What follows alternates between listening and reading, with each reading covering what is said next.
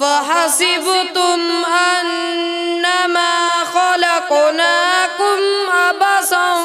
وأنكم إلينا لا ترجعون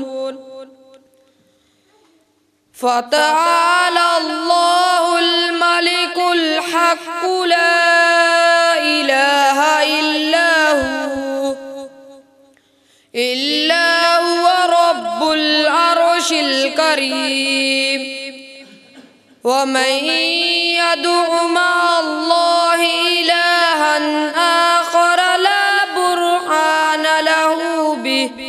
لا برهان له به فإنما حسابه عند ربه